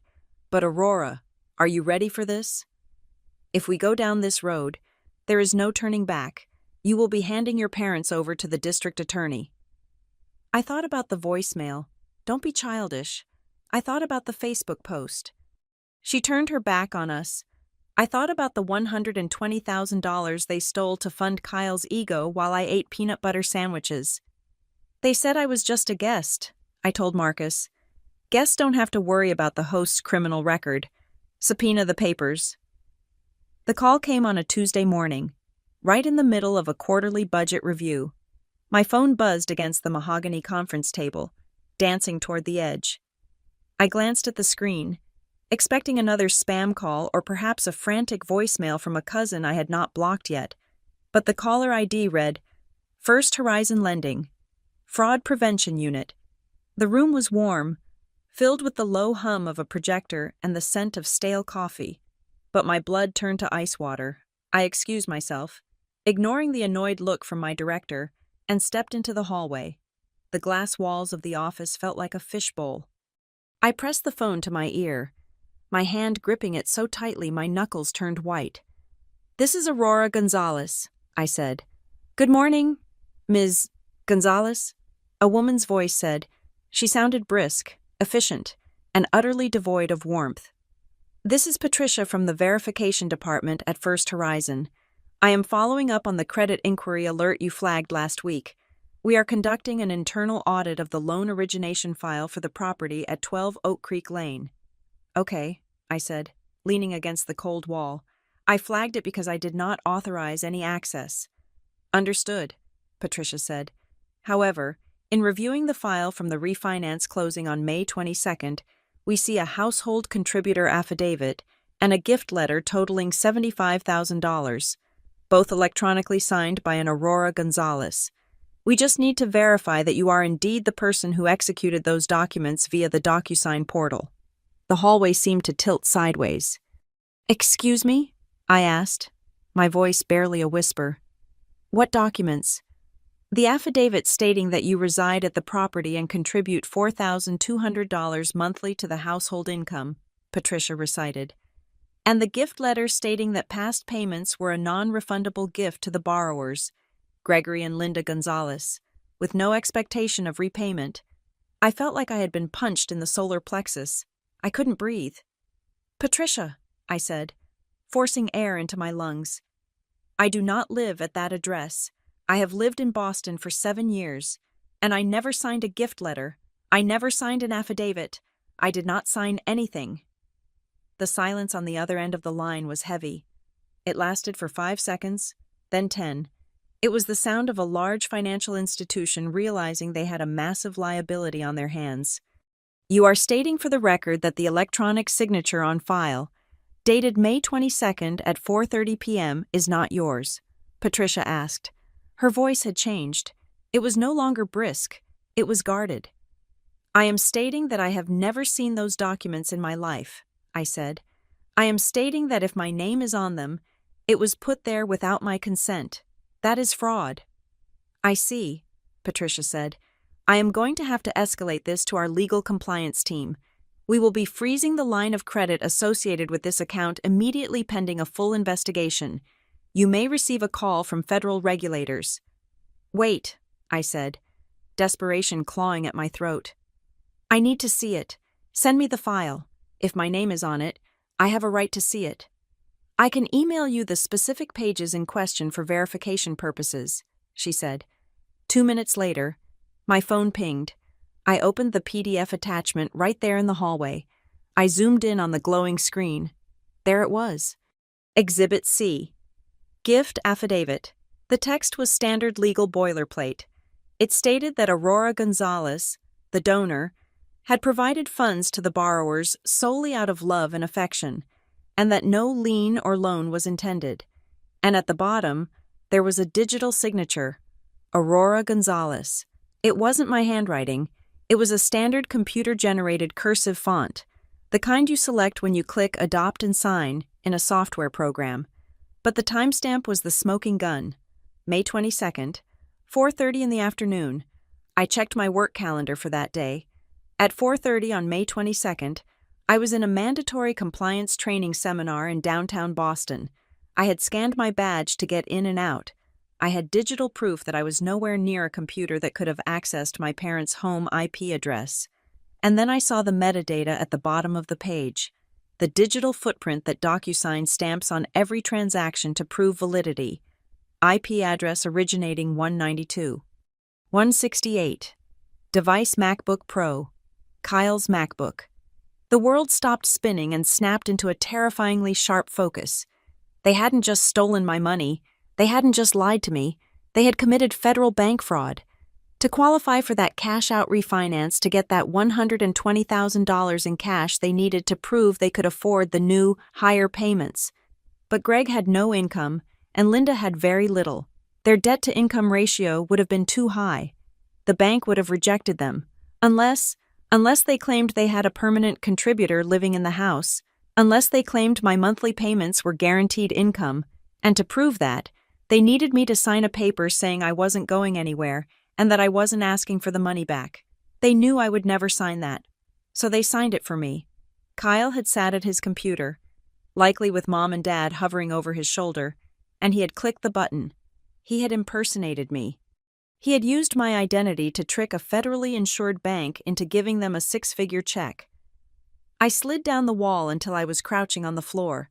Ignoring the strange looks from passing coworkers, I felt sick, physically, violently sick. This wasn't a family dispute anymore. This was a crime. If I didn't report this, and the bank found out later, I could be considered an accomplice. I could be liable for the debt, my credit, my career, my security clearance at work. Everything was on the line. I didn't go back into the meeting. I walked straight to the elevator, went down to the lobby, and called Marcus. They forged my signature. I told him the moment he picked up. I have the document. It came from Kyle's computer. Marcus let out a low whistle. Okay, the game just changed. Aurora, this is wire fraud. It is uttering a forged instrument. We are not talking about civil court anymore. We are talking about the FBI.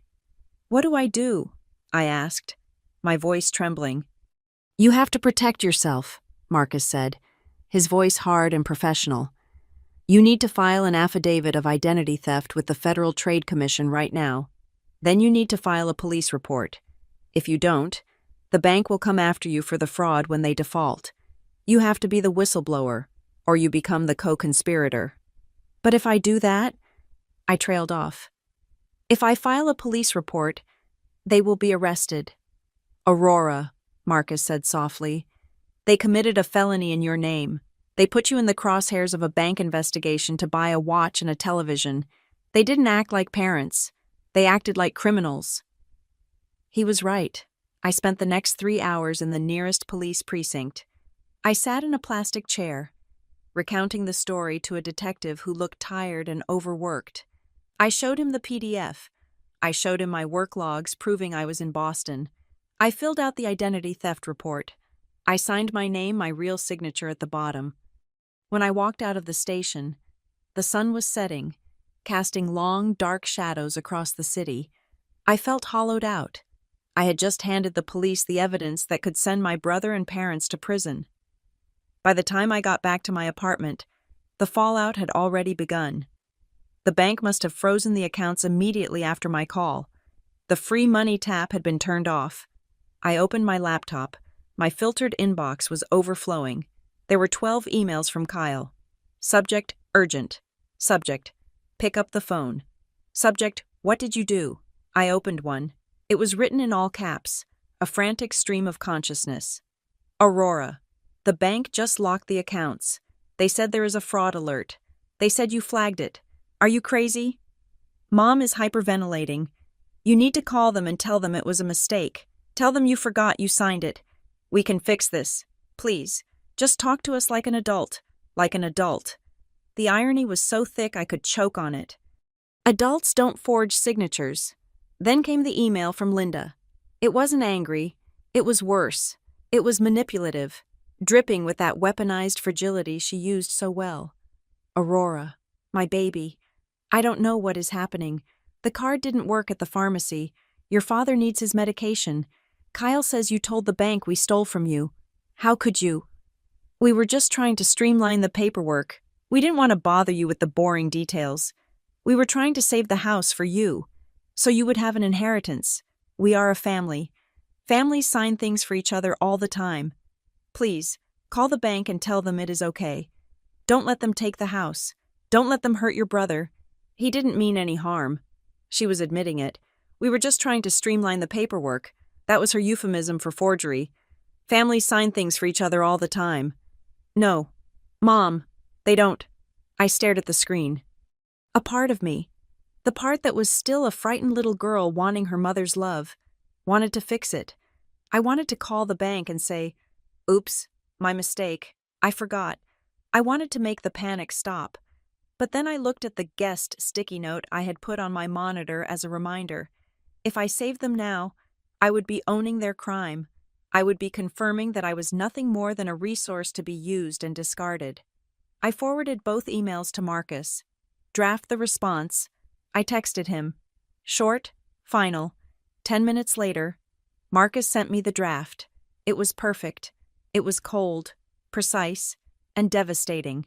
I copied it, pasted it into a reply to Linda and Kyle, and hit send to Linda Gonzalez, Kyle Colby, from Marcus Thorne.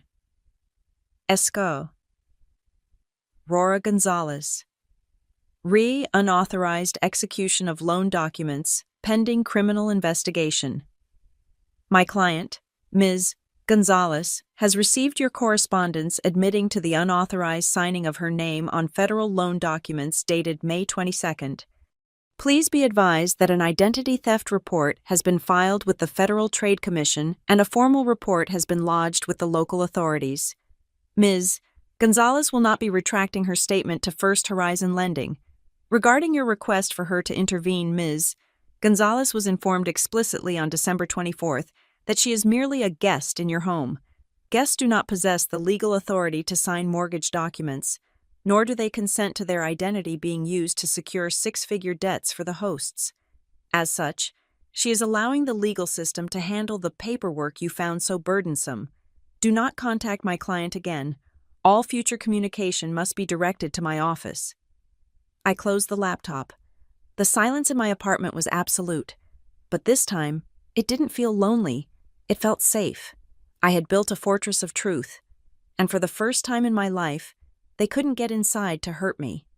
The machinery of a bank investigation is slow, grinding, and utterly merciless.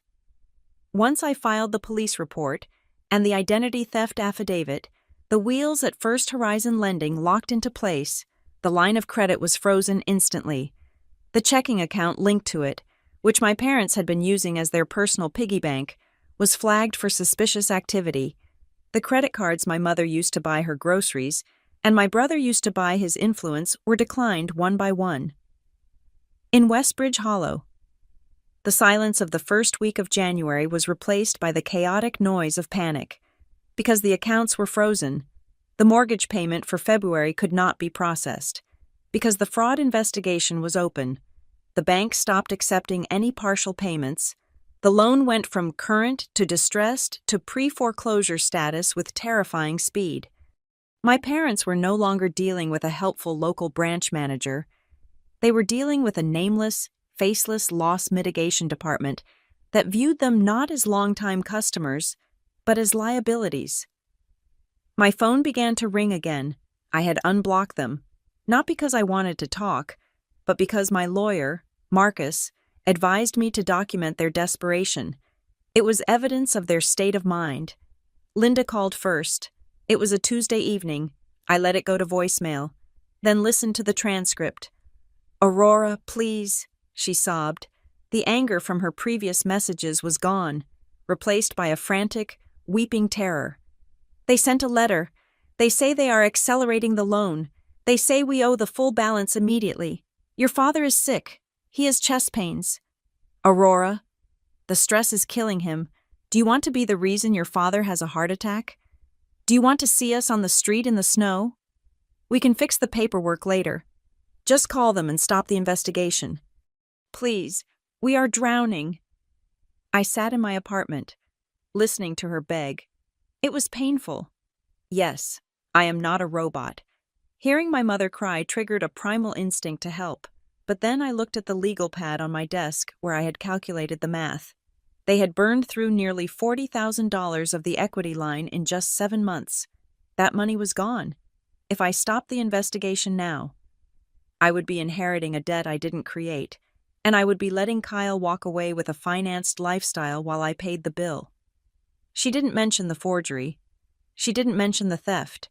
She only mentioned the consequence, as if the foreclosure was a natural disaster that had struck them, rather than a fire they had lit themselves.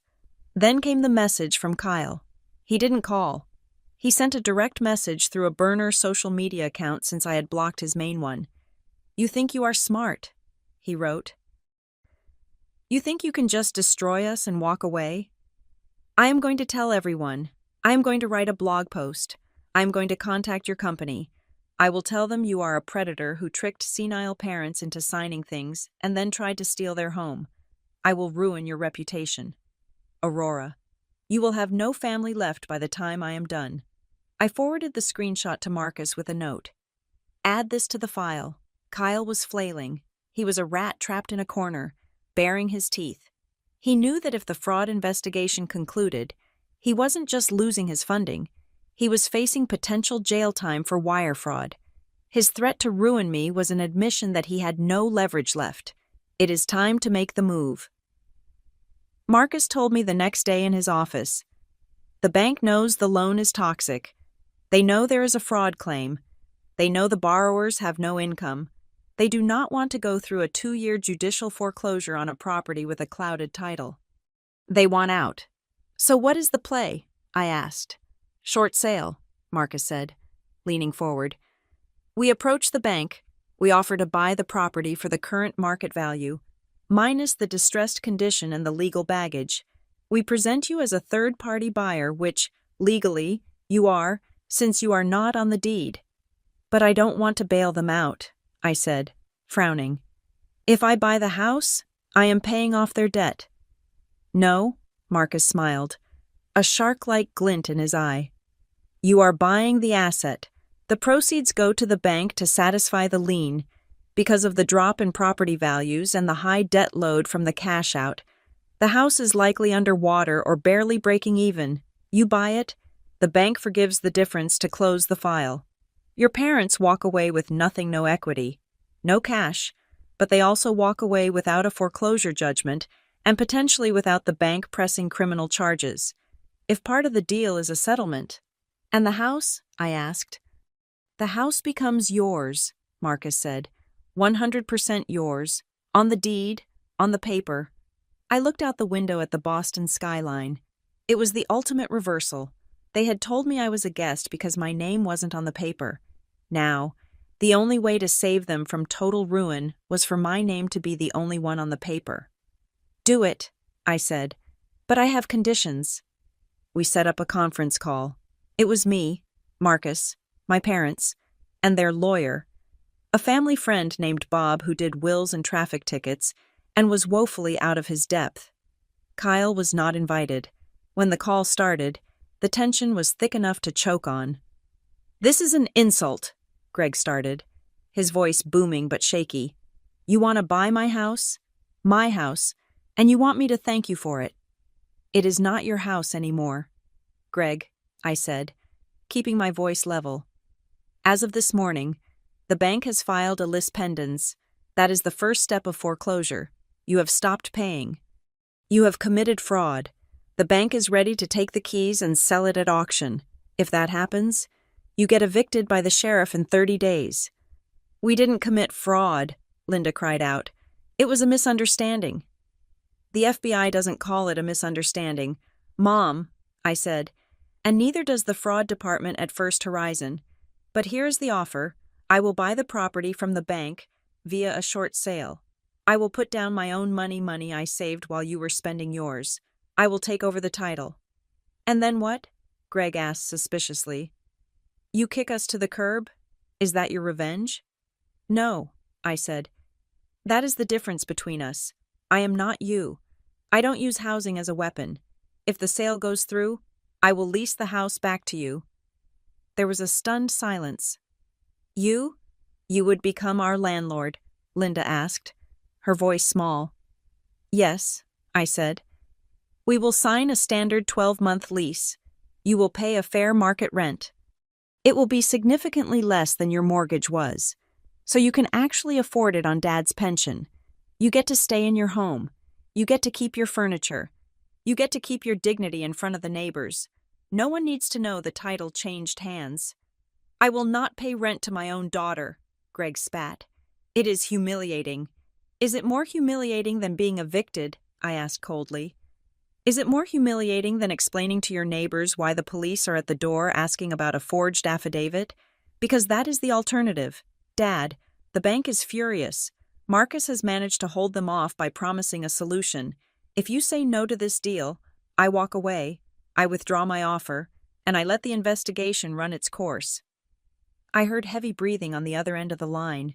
I knew what they were feeling. It was the crushing weight of reality destroying their ego. They wanted to be the victims. They wanted to be the martyrs. But I was forcing them to be something much simpler tenants. There is one more condition, I said, and this one is non-negotiable. What, Bob, their lawyer, asked. Kyle, I said. What about him? Linda asked quickly. He can pay rent too. He is working on a... No, I cut her off. The lease will list 2 occupants, Gregory Gonzalez and Linda Gonzalez. No one else. Kyle leaves. He moves out before the closing date. He does not get a key.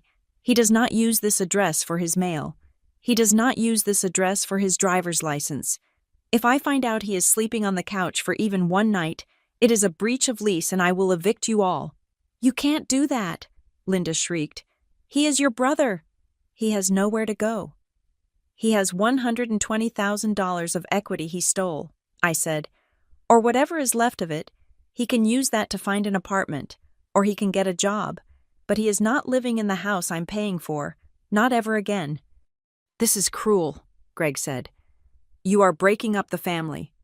Kyle broke the family when he signed my name to a federal document, I said. I am protecting my asset. I will not have a convicted fraudster living in my property. That is a liability I am not willing to accept. We won't do it, Greg said. We won't turn our son out. Fine, I said. Marcus, hang up. Tell the bank we are passing on the property. Let them know they can proceed with the criminal referral. Wait, Bob shouted. Greg, Linda, hold on. You need to listen to me. You have no leverage here. If the bank pursues the fraud case, Kyle goes to prison. Aurora is offering you a way to keep the house and keep Kyle out of jail. You have to take this. I waited. I let the silence stretch. I pictured them in that kitchen, looking at each other, the aging patriarch who had lost his power, the mother who had enabled a monster, and the lawyer who knew they were cooked. He has 30 days, Linda whispered. He has until the closing date, I said, which is likely 3 weeks. He needs to be gone, verified gone. I will hire a property manager to inspect the house on the day of closing. If his things are there, the deal is off. Okay, Greg said. His voice was broken. It lacked all the fire and arrogance of Christmas Eve. It was the voice of a defeated man. Okay, we will sign. Good, I said. Marcus will send over the purchase agreement and the lease. Read them carefully, especially the part about the security deposit. I hung up the phone. My hands were trembling, but not from fear. They were trembling from the adrenaline of the kill. I had just bought my childhood home. I had just evicted my abuser, and I had just turned my parents into my tenants. I walked over to the mirror in my hallway. I looked different, harder. They had told me I was a guest because I didn't own the paper. I went to my computer and opened the house money account. I initiated the transfer for the down payment. In 3 weeks, I wouldn't just be on the paper, I would be the paper. I checked my email. There was a notification from the bank. The short sale application had been received. The process was moving. I didn't feel happy. Happiness wasn't the right word. I felt balanced. The scales had been tipped so far against me for so long.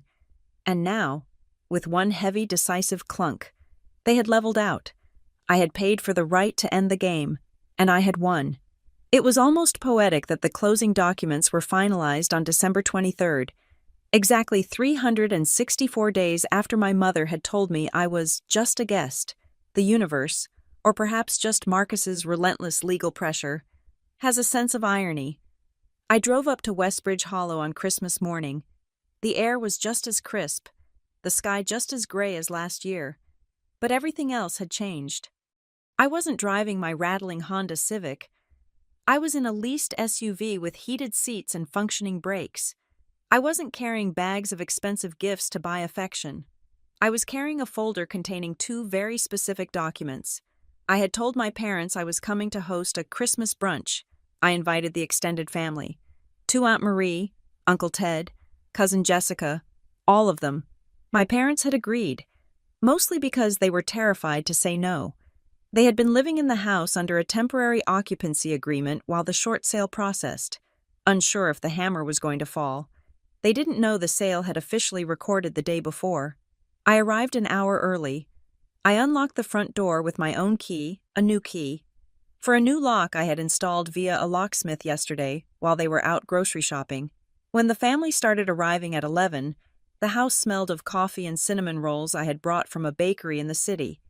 I was standing in the kitchen, not hunched over the sink scrubbing pots, but leaning against the island, drinking a mimosa. Linda came down the stairs wearing a red sequined sweater, her hair done up in stiff curls. She paused when she saw me. She looked around the kitchen, her eyes darting to the food laid out, then to the relatives filling the living room. She straightened her spine, instinctively trying to reclaim her role as the matriarch. "Well," she announced, her voice a little too loud, "it is nice of you to help out this year, Aurora, but you put the forks on the wrong side of the buffet table." She reached out to move a platter. "Leave it, Mom," I said pleasantly. "It is set up exactly how I want it." She froze. The chatter in the living room dipped slightly. "Excuse me, I have been hosting Christmas in this house for 30 years. I think I know how to set a table." "And for 30 years, it was your table," I said, taking a sip of my drink. "Today, it is mine." Before she could respond, the front door opened. A hush fell over the room. Kyle walked in. He looked rougher than last year. His billionaire confidence was gone, replaced by a defensive scowl. He was wearing a puffy jacket and carrying a duffel bag. He wasn't supposed to be here. The terms of the pre-agreement were clear. "Kyle?" Aunt Marie asked, looking confused. "I thought you were in... Where did you say Philly?"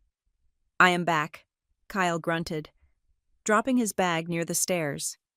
"Plans changed. Good to see you. Aunt Marie?" He looked at me, his eyes narrowing. "Hey, sis. Merry Christmas." He started to walk toward the stairs, heading for his old bedroom. "Where are you going?" I asked. My voice wasn't loud, but it cut through the room like a knife. "To my room," Kyle said, pausing on the bottom step. "I am tired. I am going to crash for a bit before we eat." "That is not your room," I said. Linda rushed forward, her face flushing pink. "Aurora, stop it. Not today. It is Christmas. Let your brother rest. He has had a hard year."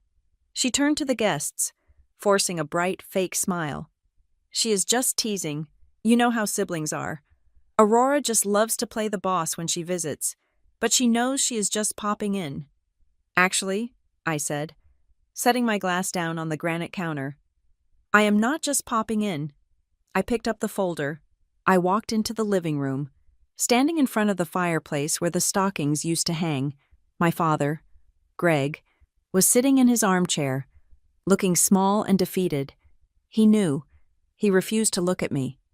"There seems to be some confusion," I said, addressing the room. "Last year, right here, Mom told everyone that I was just a guest in this house. She said I had no right to speak about how money was spent because my name wasn't on the paper." I opened the folder and pulled out the deed. It was stamped with the official seal of the county clerk. "She was right," I continued. "I wasn't on the paper. So, I fixed that." I held up the document. "As of yesterday afternoon, I am the sole legal owner of this property. I bought it from the bank to prevent it from being foreclosed on due to mismanagement. A gasp went through the room. Cousin Jessica's mouth dropped open. Aunt Marie looked from me to Linda, eyes wide. "You bought the house," Aunt Marie whispered. "I did," I said, "which means I decide who sleeps here." I turned to Kyle. He was still standing on the stairs, his hand gripping the banister. "Get out," I said. "You can't do that," Kyle sneered, though his voice wavered. "Mom, tell her this is my house too." Linda looked at me, her eyes pleading. "Aurora, please, don't do this in front of everyone. He is family." "He is a liability," I corrected. "And he is trespassing." I pulled the second document from the folder. "This is a legal notice of non-occupancy. Kyle Colby is barred from residing at this address. If he stays, the insurance policy I just purchased becomes void. I will not risk my asset for someone who forged my signature." "Forged," Jessica whispered loudly. "That is a lie," Kyle shouted. "She is lying. She is just trying to steal the house." "Do you want me to call the detective handling the file, Kyle?" I asked calmly. "I have his number saved. I am sure he would love to know where you are. He has been looking for you to serve a subpoena." Kyle turned pale. He looked at Greg. "Dad, you are going to let her do this?" Greg looked up. He looked at his son, the son he had bankrupted himself for, the son he had stolen from me for, and then he looked at the lease agreement sitting on the coffee table in front of him. He knew the terms. If Kyle stayed, they all left. "Go, son," Greg whispered hoarsely. "What?" Kyle stepped back as if slapped. "You have to go," Greg said, his voice breaking. We have an agreement." Kyle looked around the room. He saw the judgment in the eyes of the relatives. He saw the defeat in his parents. And he saw the absolute, unyielding stone wall that was his sister. He didn't scream. He didn't fight. He just grabbed his duffel bag, muttered a curse word under his breath, and walked out the front door. The silence that followed was heavy. But it wasn't awkward. It was the silence of truth finally landing after years of lies. I walked over to the coffee table and placed the other envelope down in front of my parents. "This is the lease," I said. "The rent is set at $1,800 a month. It covers the taxes and the insurance. I am not making a profit. You have a roof over your heads for 12 months. Guaranteed. After that, we will review." Linda looked at the paper. Her hands were shaking. "You are charging us rent in our own house." "In my house," I corrected gently. "And $1,800 is a lot less than the $4,200 I was paying to keep you here before." "But," Linda looked around at her sister, at her neighbors. She realized there was no audience left for her victim act. The deed was on the table. The forgery had been mentioned. The game was up. "It is a fair deal, Linda," Aunt Marie said quietly from the sofa. "You should sign it." Linda looked at me. Her eyes were wet. But for the first time, I didn't feel the urge to fix it. I didn't feel the guilt. "So," I said, smiling a genuine smile, "who wants a cinnamon roll?" The brunch went on. It was subdued. Yes, there were no boisterous stories about Kyle's imaginary business empires. My parents ate quietly, looking like guests in a strange hotel, but the rest of the family relaxed. They talked to me. They asked about my job. They asked about my life in Boston. For the first time, they saw me, not as the ATM, not as the ghost, but as the woman who had handled business, as the afternoon wound down. Aunt Marie pulled me aside in the kitchen. "You know," she said, lowering her voice, "last year, when Linda said that thing about you being a guest, I wanted to say something. I didn't. I am sorry." "It is okay, Aunt Marie," I said. "She wasn't wrong. I was a guest." "And now?" she asked. "Now," I said, looking out the window at the snow covering the driveway where Kyle's car was no longer parked. "Now I am the landlord." I walked out onto the front porch. The sun was starting to set, painting the sky in shades of bruised purple and cold blue. I took a deep breath of the freezing air. It tasted clean. I thought about the $75,000. I would never get it back. I thought about the trust that had been broken, that would never be repaired. But I had this. I had the keys in my pocket, I had the legal title, and most importantly, I had my self-respect. My mother had tried to diminish me by calling me a guest. She didn't realize that guests have the ultimate freedom. Guests don't have to carry the baggage of the house. Guests can walk out the door and never look back. I turned and looked through the window. I saw my parents sitting at the table I owned, eating the food I bought, living on the terms I set. I wasn't angry anymore. I wasn't sad. I just felt light. I walked down the steps to my car. I would drive back to Boston tonight. I had a life there, a real life, not a performance funded by fraud. I would let them stay here, in their museum of past glories, while I went out and built a future that belonged only to me. Thank you so much for listening to Aurora's story. It was a long journey from that dinner table to the deed office, but I hope you found it as satisfying as I did. I would love to hear from you. Where are you listening from right now? Are you in your car, at work, or maybe relaxing at home? Drop a comment below and let's chat. If you enjoyed this story, please subscribe to the Maya Revenge Stories channel. Hit that like button and smash the hype button so we can share this story with even more people. Until next time, stay strong and always check the paperwork.